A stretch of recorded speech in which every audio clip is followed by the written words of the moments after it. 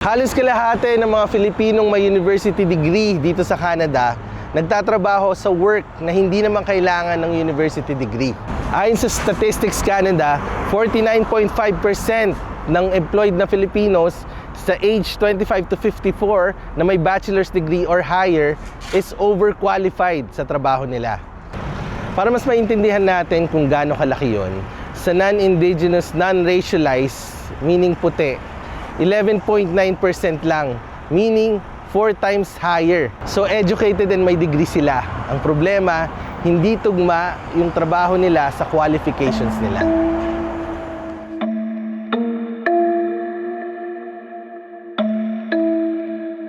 Marami sa mga kababayan natin ang nag-i-immigrate dito sa Canada with university degrees and years of experience working in their professional fields.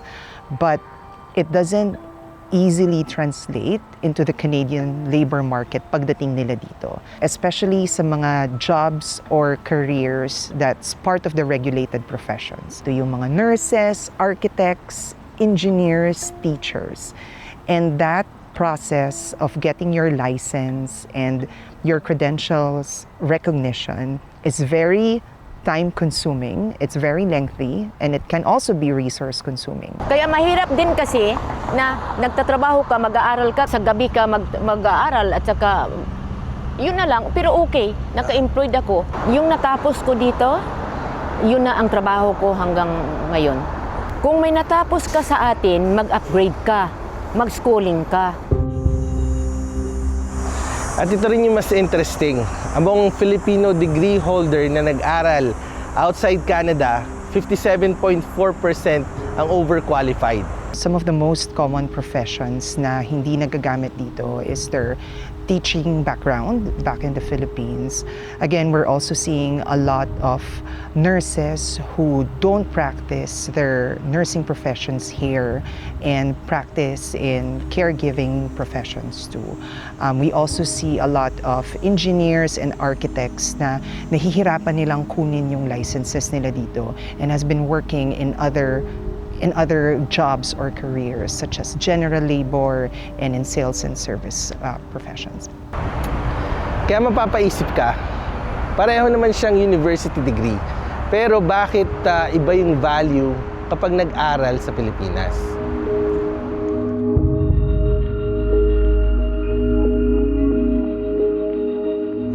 Hindi ibig sabihin nito walang trabaho yung mga Filipino.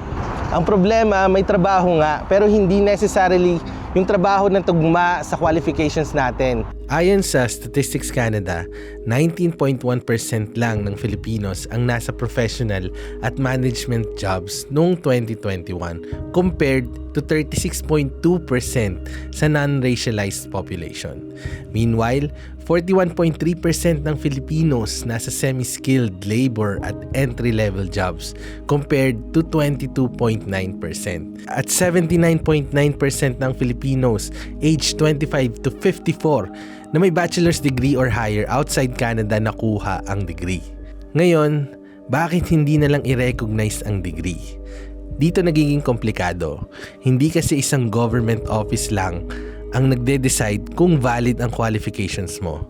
Maraming professions, especially regulated professions, provincial regulators ang may role sa registration at licensing. Sa Ontario, may batas na tinatawag na Fair Access to Regulated Professions at Compulsory Trades Act. Ang purpose nito ay gawing transparent, objective, impartial, and fair ang registration process para sa internationally trained professional. At may importanteng provision dito. Generally, hindi pwedeng gawing requirement ng regulated profession ang Canadian work experience para makapag-register ka. Maliban kung may exemption dahil sa public health and safety. At kung tinatanggap ng profession ang Canadian experience bilang qualification, kailangan din nilang magkaroon ng acceptable alternatives para sa international experience. So technically, may protection na against the particular barrier. Kung hindi naman outright bawal ang foreign credential, bakit napakaraming highly educated Filipinos ang nauuwi pa rin sa jobs below their qualifications? And ito yung part na maraming Filipino-Canadians sa makaka-relate. So pag bagong dating ka, kailangan mong mabuhay. Kailangan mo ng rent, bills, pambayad sa food, grocery, and kung ano-ano pa. Kung hindi mo magamit agad yung profession mo, anong gagawin mo?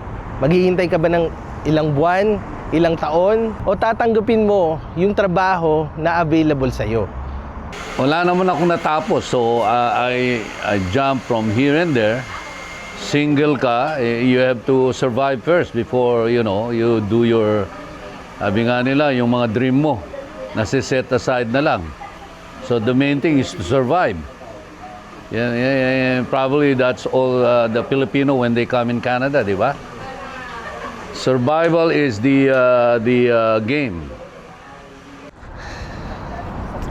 May isang group din na particularly striking sa data ng Statistics Canada. Sabi nila, sa mga recent Filipino immigrants na educated sa Pilipinas, overqualification reached 70.3% among men and 74.3% among women na nanggaling sa caregiver stream. Sa kababayan, on a daily basis, we're seeing a lot of newcomers who are looking for work, who are underemployed. Pero isa sa mga pinakamalaking populations rin na nakikita namin ay mga caregivers. And these caregivers historically went through the caregiver immigration pathways. And most Filipinos who went through this pathway, which is heavily predominantly by Filipino women, have university degrees and have been working as nurses back home. Pero pagdating nila dito, they remained to be caregivers or working in other health support professions like orderlies, PSWs, support staff, and professions like that. So para sa akin, dito naging interesting yung issue. Hindi naman automatic na dapat tanggapin lahat ng foreign credentials. May licensing at professional standards for a reason, lalo na sa healthcare, engineering, and education.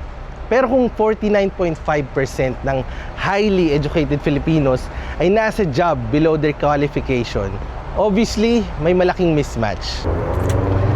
And hindi lang ito tungkol sa degree. It's about how much a person's skills Canada actually gets to use. Hindi ba makaka-benefit ang Canada sa skills at experience? Kasi maraming Pilipino ang pumunta dito with the same mindset. Okay lang magsimula ulit, and many of us did.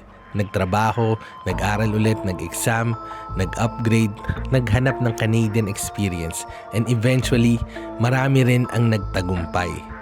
Pero hindi dapat maging permanente expectation ang starting over. Kasi kung may degree ka, may experience ka, may skills ka, at kailangan mo lang ng pagkakataon para magamit lahat yon, hindi lang ikaw ang may nawawala. Kapag hindi nangyari yon, Canada loses that talent too.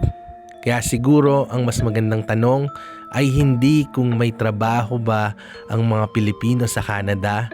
Ang tanong, nasa trabaho ba sila na ginagamit ang mga skills at education na dala nila?